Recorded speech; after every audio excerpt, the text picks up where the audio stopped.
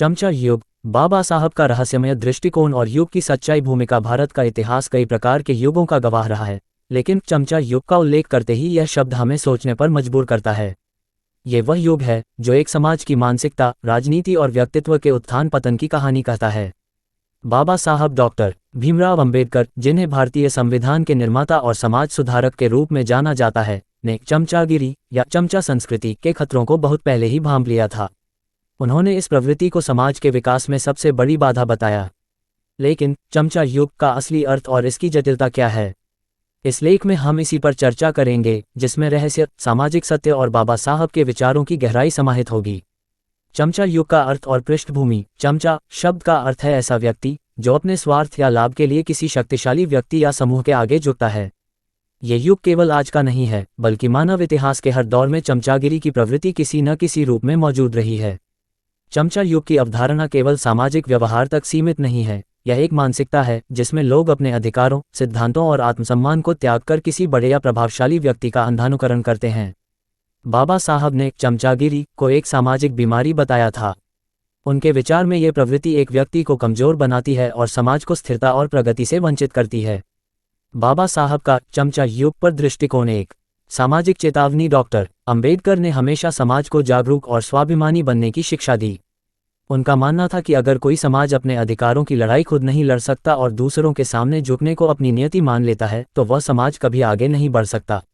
2. दलित राजनीति में चमचागिरी। बाबा साहब का सबसे बड़ा डर ये था कि दलित समाज में ऐसे नेता उभरें जो अपने स्वार्थ के लिए बड़े राजनीतिक दलों या शक्तिशाली लोगों के प्रति निष्ठा दिखाएं। उन्होंने कहा था, एक चमचा नेता अपने समाज का सबसे बड़ा दुश्मन होता है। 3. चमचों की पहचान। बाबा साहब ने चमचों की 3 विशेषताएं बताई थीं। स्वार्थपरकता, जो केवल अपनी भलाई सोचता है। दूसरों पर निर्भरता, जो अपनी शक्ति का उपयोग नहीं करता।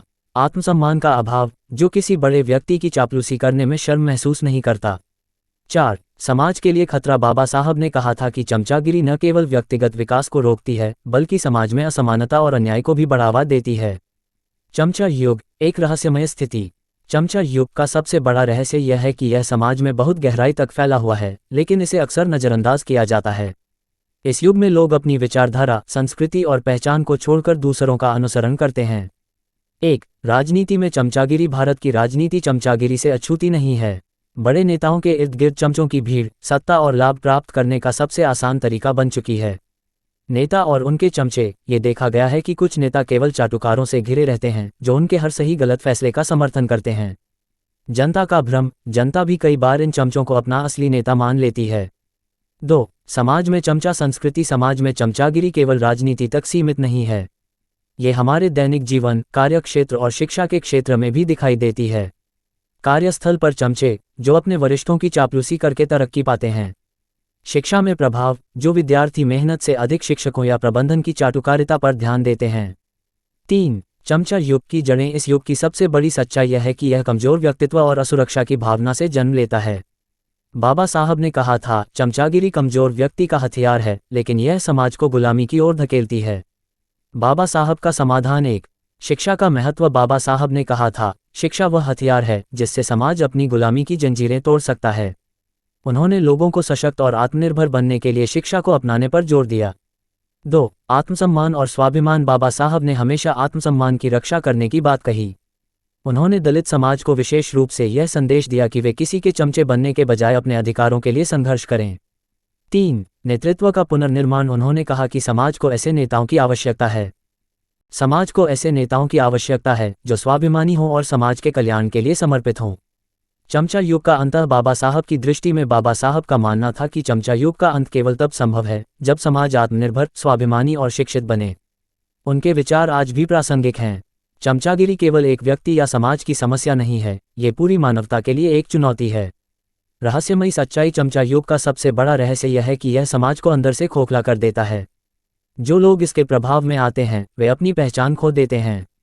बाबा साहब ने हमें इस युग से बाहर निकलने का मार्ग दिखाया, लेकिन इसे अपनाना हमारा कर्तव्य है। निष्कर्ष। चमचा युग केवल एक युग नहीं, बल्कि एक मानसिकता है जो समाज को कमजोर बनाती है। बाबा साहब के विचार और उनके संघर्ष हमें इस युग से बाहर निकलने का मार्ग दिखाते हैं। आज जब हम एक चंचल और चमचा युग में जी रहे हैं, यह जरूरी है कि हम शिक्षा, आत्मसम्मान और समानता को अपने जीवन का आधार बनाएं। तभी हम एक सशक्त और स्वाभिमानी समाज का निर्माण कर पाएंगे।